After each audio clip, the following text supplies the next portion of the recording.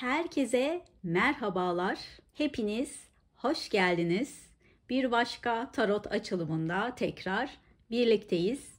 Umarım görüşmeyeli her şey yolundadır, çok iyisinizdir. Bugünkü açılım konumuz çok üzüldüğünüz o konuyla alakalı olacak. Hepinizin üzüldüğü şeyler farklıdır. Hepimiz farklı hikayeler yaşıyoruz. Hepimizin hayat yolu farklı. Bazen zorluklarla karşılaşıyoruz. Bazen mutlu oluyoruz. Bazen bir şeyi çok istiyoruz ama o bir türlü bize verilmiyor. Kalpten de dilesek, manifest de yapsak, dua da etsek bir türlü olmuyor. Üzüldüğümüzle kalıyoruz. O an çok istediğimiz şeyin olmaması bizi çok üzüyor. Ama bazen gün geliyor ki olmadığı için şükrediyoruz. İyi ki olmamış. Bana daha farklı, daha güzel bir kapı açıldı diyoruz. O yüzden aslında olmayan şeylere üzülmemek lazım ama hepimiz insanız. Bizim de insan olarak duygularımız var. Aslında üzülmek de, ağlamak da doğamızın bir parçası. Hepsi insani duygular, hepsi bizler için. Nereye geleceğim şimdi? Şuraya bağlamak istiyorum. Ben bugün tarot açılımı yaparak çok üzüldüğünüz o şeyin neden olmadığına bakacağız ve olacak mı, olmayacaksa da o üzüldüğünüz şey size yeni bir kapı açacak mı? Belki de o şey sizin için hayırlı bir şey değil. Onun yerine hayat size daha iyi bir kapı açacak mı? Buna bakacağız. Tabii üzüldüğünüz şey gerçekleşecek de olabilir. Ona da bakacağız. Yani demek istediğim çok detaylı bir şekilde inceleyeceğiz. O yüzden açılımı mutlaka sonuna kadar izleyin. Öğrenmeniz gereken çok şey olacak. 3 farklı destem var yine. İlk destede turuncu ayıcığımız, ikinci destede sarı ayıcığımız ve üçüncü destede de mavi ayıcığımız var. Birazdan ekrana yakın çekimleri gelecek. İsterseniz ayıcıklara göre size en yakın geleni, en çok çekildiğinizi seçin. İsterseniz de destelerin desenlerine göre seçin. Hadi destenizi seçin, hemen başlayalım.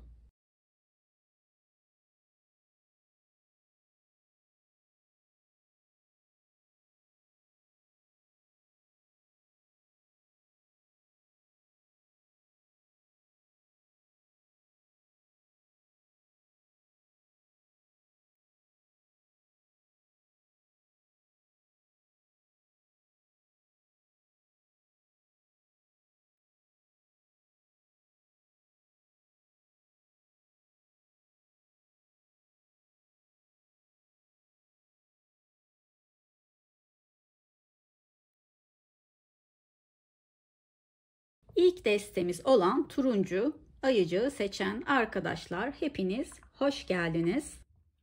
Bakalım çok üzüldüğünüz şey neden olmamış? Önce buna bakalım.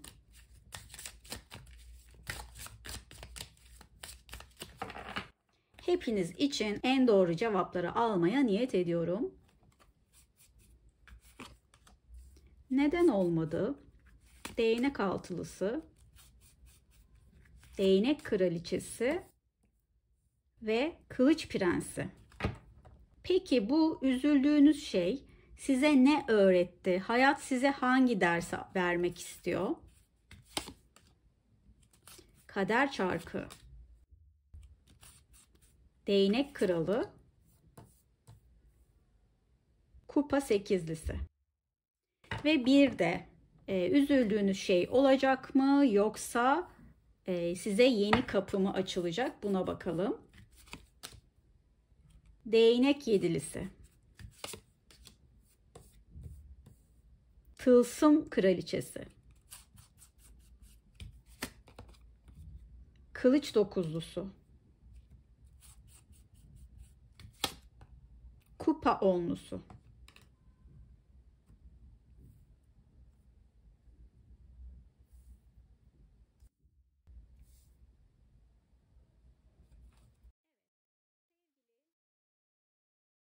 Evet, sevgili turuncu desteği seçenler, bakalım neden olmamış?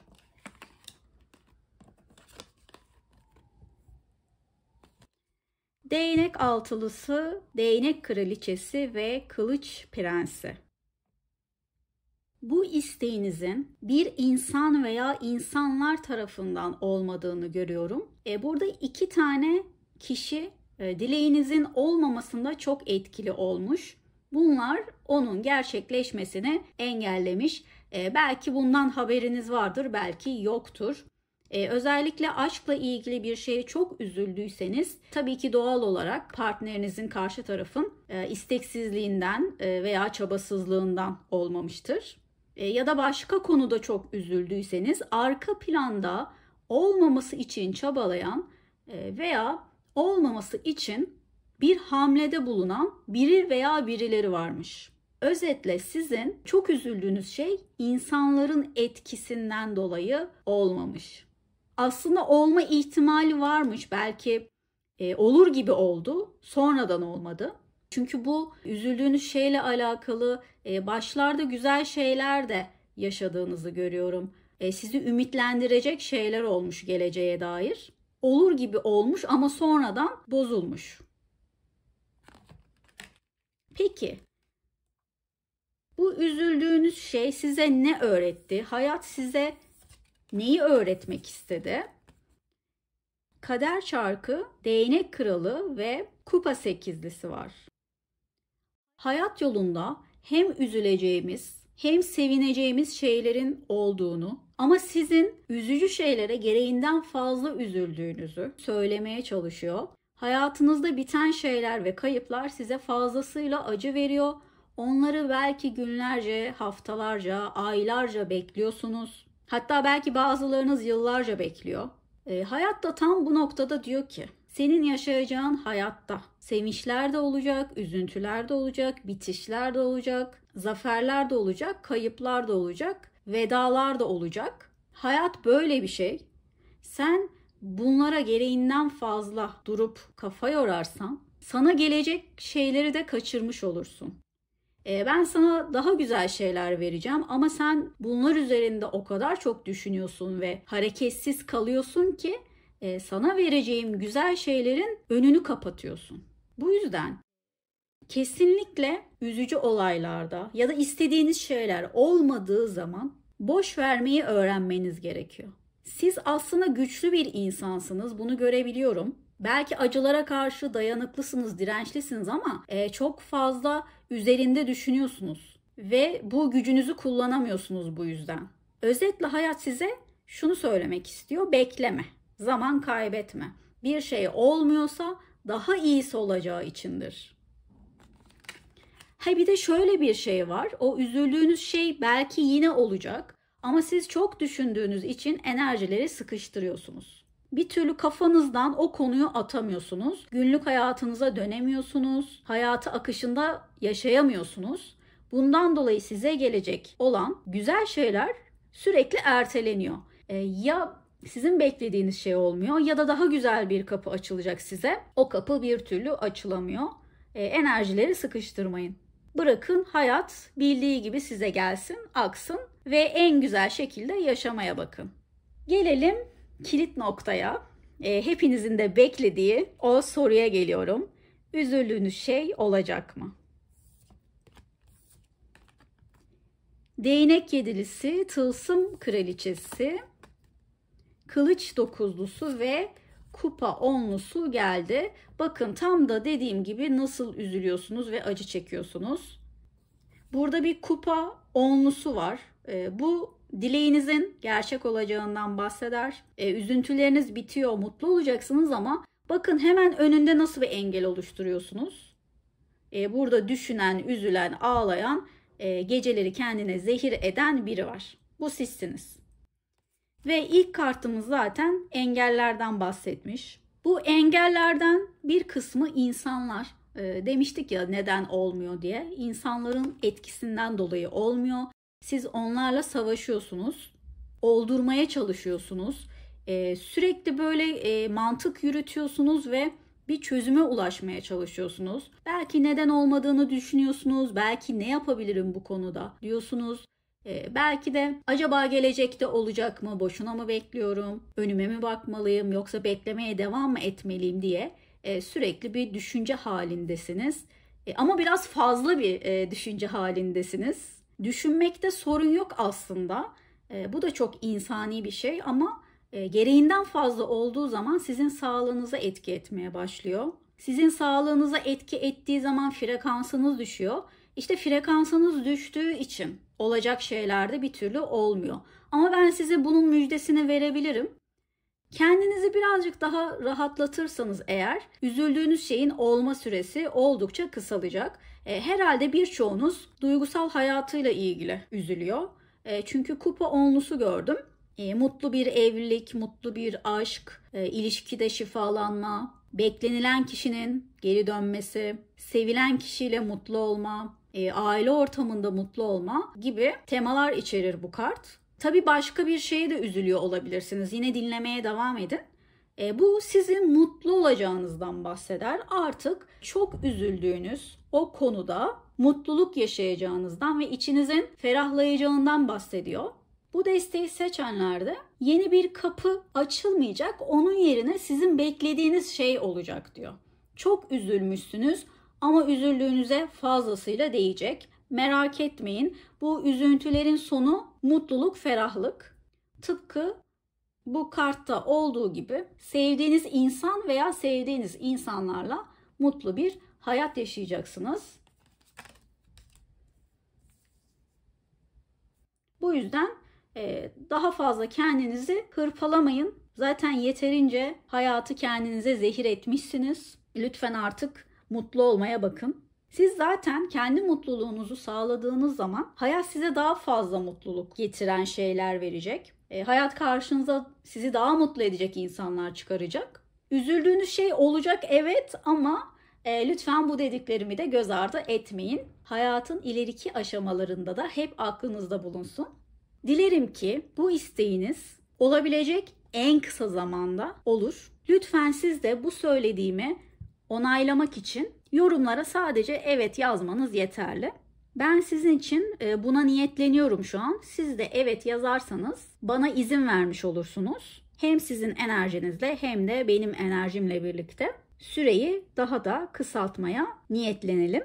Evet yazmayı unutmayın. Aynı zamanda da abone olup beğenilerle beni desteklerseniz alma verme dengesini de sağlamış oluruz. Her şey güzel kalbinizce olsun. Bir sonraki açılımlarda tekrar görüşmek üzere. Kendinize çok iyi bakın. Hoşça kalın.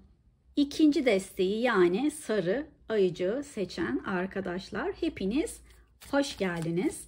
Bakalım üzüldüğünüz şey neden olmuyor? Hayat size hangi dersleri öğretmek istiyor ve dileğiniz olacak mı? Ya da yeni bir kapı mı açılacak? Detaylıca bakalım. İkinci desteği seçenler için en doğru cevapları almaya niyet ediyorum. Neden olmadı? Kupa ikilisi, tılsım sekizlisi ve kupa üçlüsü. Hayat size hangi dersi vermek istiyor? Neler öğretmek istiyor? Ermiş, kılıç ikilisi, kupa altılısı. Bir de üzüldüğünüz şey olacak mı? Yoksa yeni bir kapı mı açılacak? Kılıç kraliçesi, adalet kartı, kupa kralı, kupa beşlisi. Şurayı anlamadım. Bir kart daha çekeyim. Ay kartı, imparatoriçe ve büyücü kartı geldi. Aşıklar. Evet arkadaşlar, şimdi öncelikle neden olmuyor diye bakalım. Kupa ikilisi, tılsım sekizlisi ve kupa üçlüsü kartımız var. Açılımın geneline baktığımda birçoğunuz herhalde duygusal hayatıyla ilgili üzülüyor. Tabii başka konularla ilgili üzülenler de yine dinlemeye devam edebilir ama ben daha çok aşk teması görüyorum burada. Neden olmamış? Çünkü çabasızlıktan. Aslında özellikle aşk için üzülüyorsanız burada karşılıklı bir sevgi olduğunu söyleyebilirim. En azından en başında öyleymiş. Ama bir tarafın çabasızlığından dolayı ve ilişkiyi hafife almasından dolayı bir türlü olamamış. Aşkla ilgili dilediyseniz karşı taraf sizinle uzun ömürlü bir ilişki düşünmemiş olabilir. Burada daha çok flörtöz enerjiler görüyorum ben çünkü. Uzun ömürlü düşünmeyen ve bu yüzden de ilişki için çok da fazla çabalama gereği duymayan bir kişi var burada. Daha çok siz çabalamış olabilirsiniz. Ondan dolayı bir türlü istediğiniz şey olmamış olabilir. İstediğiniz kademeye gelememiş olabilirsiniz. Ayrıysanız bu yüzden size dönmüyor olabilir. Çünkü üzülerek söylüyorum ki sizi seven ama ciddi ilişkilere de çok açık olmayan bir insan. Hani ciddi ilişkiniz varsa bile evliliğe açık değil diyebilirim. Bu yüzden bunun yansıması sizi çok da önemsemiyormuş gibi gözükmesine sebep oluyor. Sizi sevmesine rağmen ilişkiye olan bakış açılarının farklılığından dolayı bu çok üzüldüğünüz şey olmamış. Bu arada aşk dışında bir şeye üzülüyorsanız eğer o konu için yeterince çabalamamışsınız ya da çabaladıysanız bile bazı insanlar bunu arka planda engellemiş diyebilirim. Tam zafere ulaşacak gibi olduğunuz an olmamış. Bazı anlarda ümitlenmişsiniz, çok sevindiğiniz zamanlar olmuş. Hani bak ben çabalıyorum ama emeklerimin karşılığını da alıyorum diye düşünmek üzereyken olmamış gibi. Belki bir şeylere fazla sevindiniz. Daha zafere ulaşmadan ulaşmışsınız gibi fazla sevinmişsiniz veya fazla ümitlenmişsiniz. O sevinçler, o ümitler sizin kursağınızda kalmış. Bir türlü neticelendirememişsiniz. Burada ana tema çabayla alakalı. Ya siz çok çabaladınız ve çok ümitlendiniz, ondan olmadı. Ya da siz veya karşı taraf yeterince çabalamadığı için olmadı. Burada böyle bir durum var. Şimdi hayat size ne öğretmek istiyor? Ermiş kartı, kılıç ikilisi ve kupa altılısı geldi. Geçmişe çok fazla takılıyorsunuz ve bu yüzden önünüzü göremiyorsunuz. Hayat size diyor ki bu kadar geçmişle yaşama. Geçmişte ne olduysa oldu, geçmişte kaldı. Sen geçmişe bu kadar odaklanarak geleceğinde önünü kapatıyorsun. Hayat diyor ki ben sana daha güzel kapılar açacağım ama sen o kadar geçmişte yaşıyorsun ki ben seni şu anda bulamıyorum. Bakın hayat size bir şeyler vermek istediğinde sizi şöyle kapalı bir şekilde görüyor. Gözleri de kapalı, kolları da bağlı. Sanki ben istemiyorum dercesine kendinizi kapatıp üzüldüğünüz şeye odaklanıyorsunuz. Ama gereğinden fazla odaklanıyorsunuz. Bu yüzden hayat diyor ki artık sen anı yaşa ki ben de sana gelecekte güzel şeyler sunayım, sana vereyim. Kendinizi çok kapattığınızı ermiş kartından da görebiliyorum. Sürekli düşünüyorsunuz. Kendinizi insanlardan soyutlamışsınız. Bir şeylere çözüm bulmaya çalışıyorsunuz. Kimseden yardım almadan yolunuzu kendiniz aydınlatmaya çalışıyorsunuz. Geçmişte size yapılan kötü şeylere değil de daha çok güzel günlere odaklandığınızı görüyorum. Örneğin bir insan size bir kötülük yaptı, sizi çok üzdü, sizi darmadağın etti. Ama siz onu düşünürken size yaptıkları kötülüklerden çok iyiliklerini düşünüyorsunuz. Onunla olan güzel anılarınıza odaklanıyorsunuz. Bu yüzden insanlara gerekli cevapları veremiyor olabilirsiniz. Burada ben sizin geçmişi özlediğinizi görüyorum. Sanki geçmişi geri getirmeye çalışıyor gibisiniz. Geleceği çok düşünmüyorsunuz da hani böyle sürekli bir geçmişte bana şunlar yapılmıştı, şöyle güzel şeyler yaşamıştım. Keşke o anlara dönebilsem gibi bir düşünceniz var. Bir de artık kendinizi kapatmamanız gerektiğini söylüyor. İnsanlara kendinizi açmanızı, ortamlara katılmanızı, sosyal çevrenizi genişletmenizi söylüyor.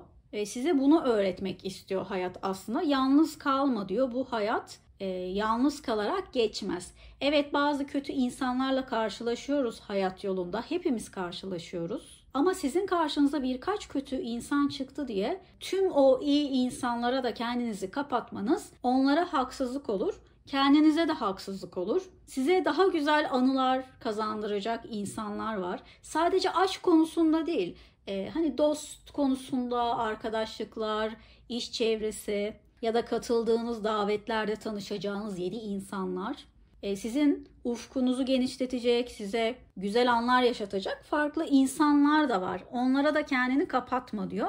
Yeni insanlara açık ol. İnsanlara olan sevgin arttıkça hayat size daha güzel insanlar getirecek. Gelelim hepinizin sabırsızlıkla beklediği o konuya. Olacak mı? Kılıç Kraliçesi, Adalet kartı var. Geçmişte bu konuyla ilgili çok çaba harcamışsınız belli ki. Artık emeklerinizin karşılığını almak istiyorsunuz. Size kötülük yapan bir insan var burada. Geçmişte size hak etmediğiniz bir şey yapmış. Bu çok üzüldüğünüz konuyla alakalı.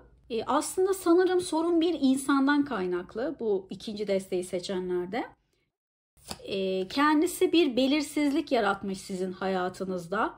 Bu yüzden çok üzülüyorsunuz. Aslında o hayatınızda olan boşluk hissinden, belirsizlik hissinden dolayı çok üzülüyorsunuz. Belki üzüldüğünüz ve çok istediğiniz o şey çok büyük bir şey değil. Yani çok üzücü bir şey olmayabilir ama siz çok çaba sarf ettiğiniz için emeklerinizin karşılığını almak istiyorsunuz. Ve o boşluk duygusundan kurtulmak istiyorsunuz. Özellikle bu bir aşkla ilgili istekse bir insanın yokluğu sizde derin yaralar açmış olabilir. Ya da onun yaptığı kötülükler sizde travmalara sebep olmuş olabilir. O yüzden o olmadığı zaman, o gittikten sonra veya o size soğuk davranıyorsa şu anda içinizde derin bir boşluk var. Zaten Ermiş ve Kılıç ikilisinde de bu boşluğu görebiliyorum. Ama bakın her şey nasıl bir anda değişiyor. Kılıç Kraliçesi birden imparatoriçeye dönüşüyor.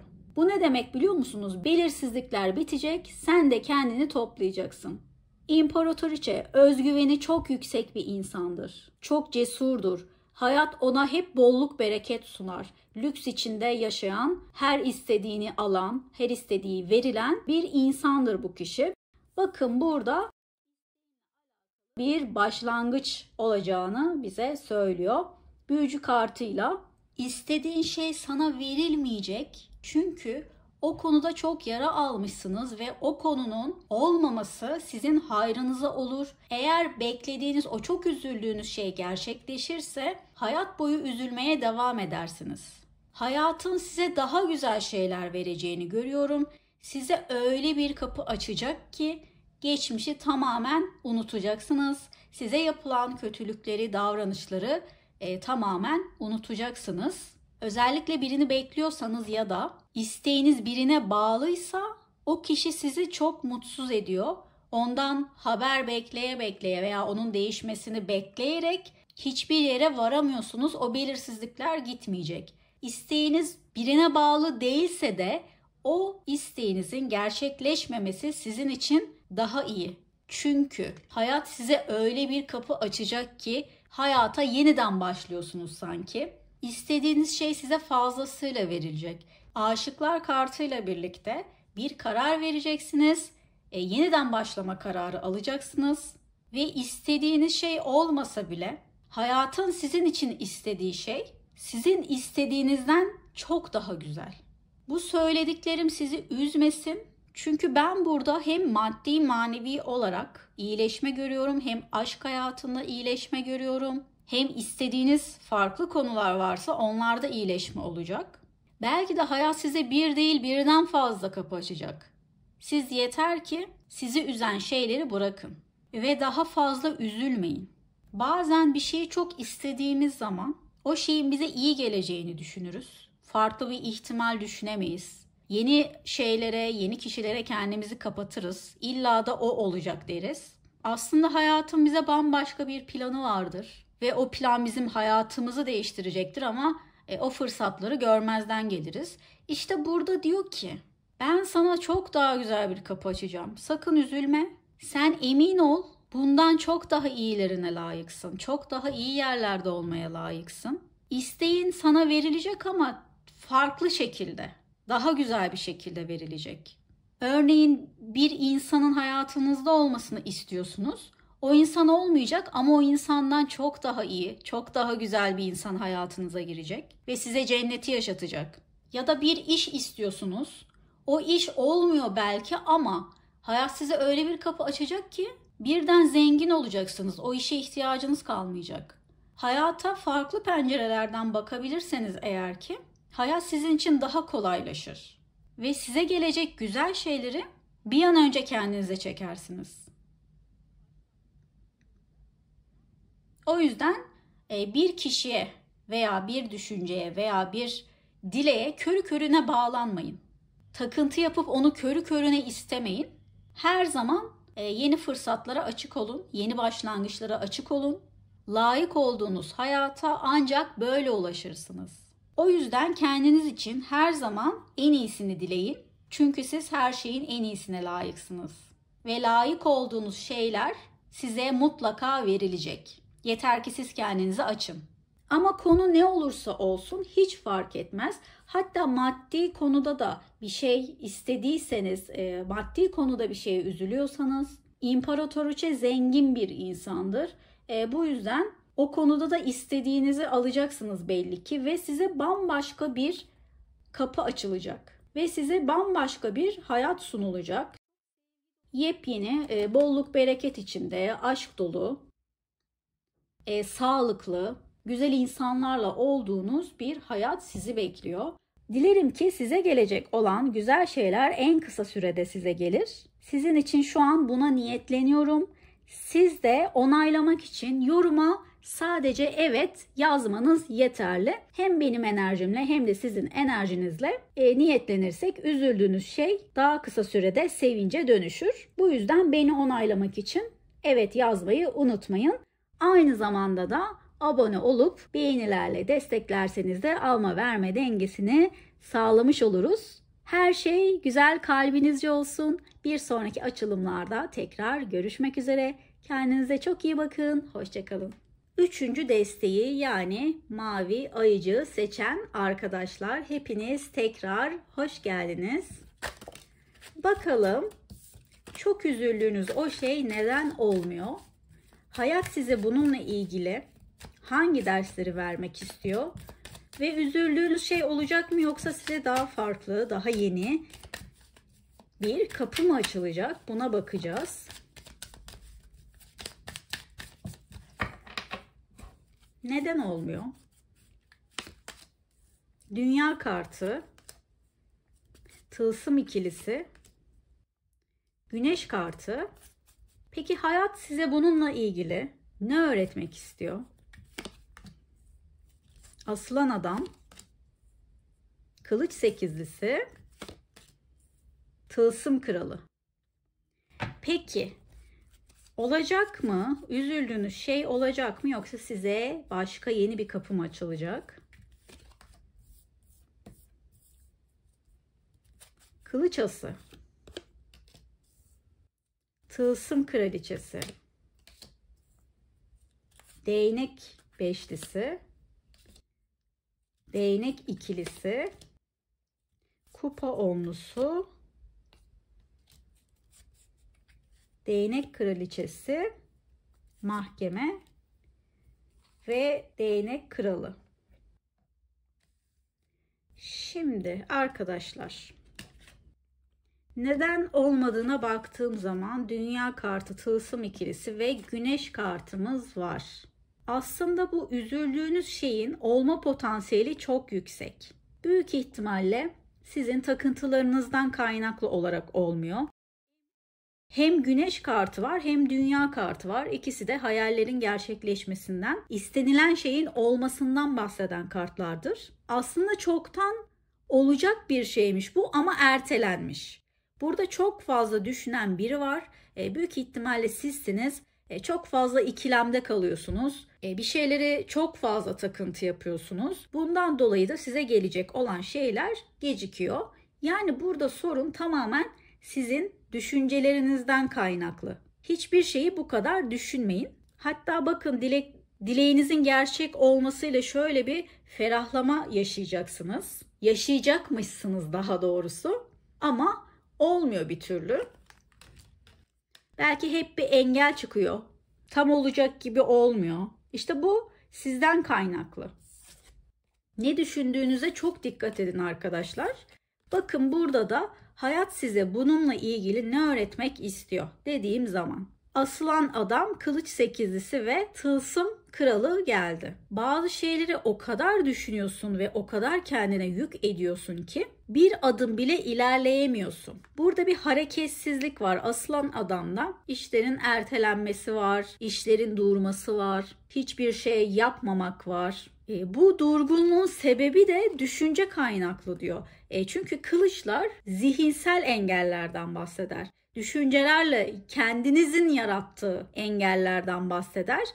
Sadece bir konuya takıyorsunuz, taktı mı da takıyorsunuz, o konunun peşini bırakmıyorsunuz. Belki ne o konuyla ilgili bir hamle yapıyorsunuz, ne de sorunları çözmek için bir şey yapıyorsunuz.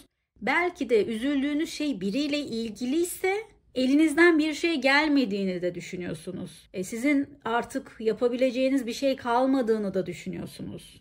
Karşı taraftan bir şeyler bekliyor olabilirsiniz. Eğer dileğiniz, üzüldüğünüz şey biriyle ilgili değilse hayat tarafından size bir şeylerin gelmesini bekliyorsunuz. Ben burada sizin de çok fazla bir şey yaptığınızı göremedim arkadaşlar.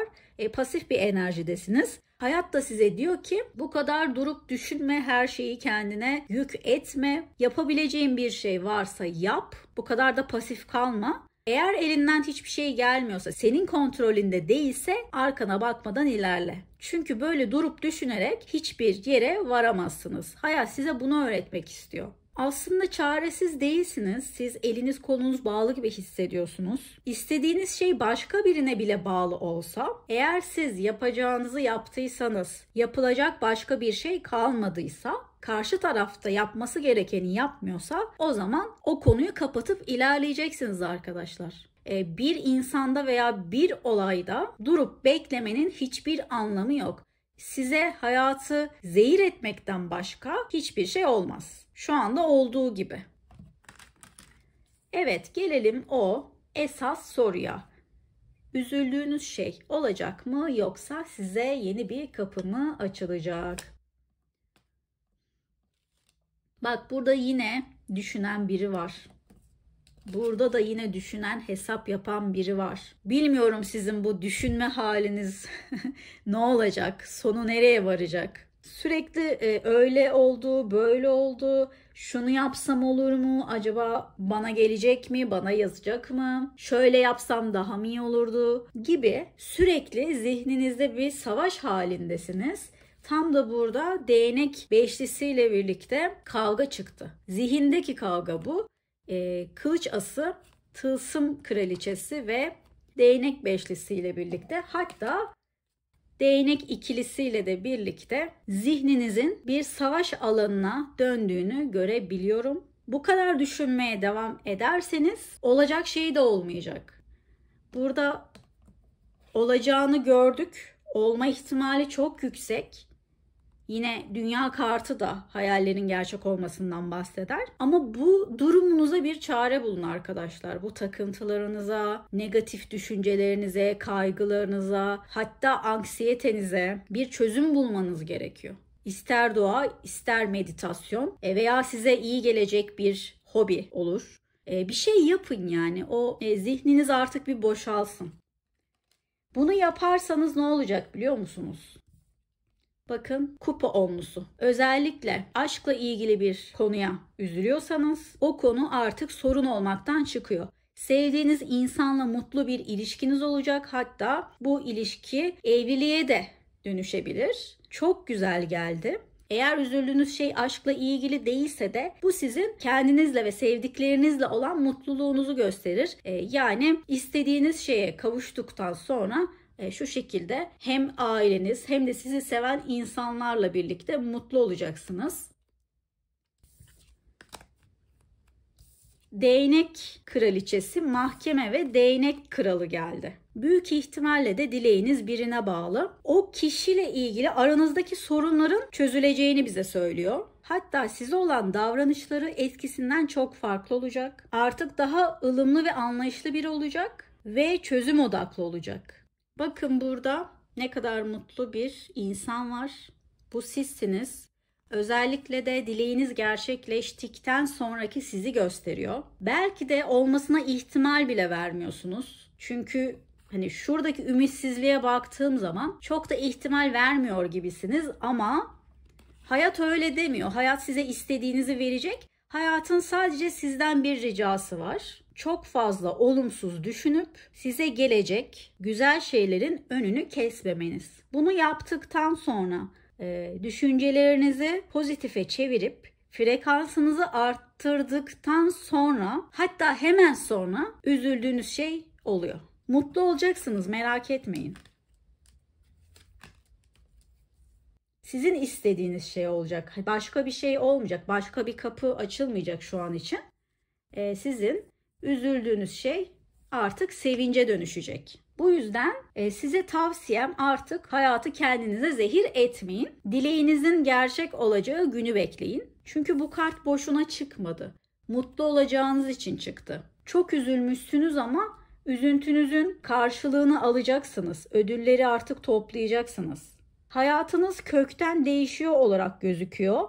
Özellikle bu üzüldüğünüz konuyla alakalı mahkeme kartı büyük değişimlerden bahseder. Örneğin iş hayatıyla ilgili bir şeye üzüldüyseniz o konu kökten çözülecek. Ya da biriyle alakalı bir şeye üzüldüyseniz yine aynı şekilde o kişi sizden belki özür dileyecek, daha farklı insana dönüşecek, onunla olan ilişki dinamiğiniz değişecek. Şu andaki durumunuzdan çok daha güzel, sizi çok daha mutlu edecek bir duruma dönüşecek.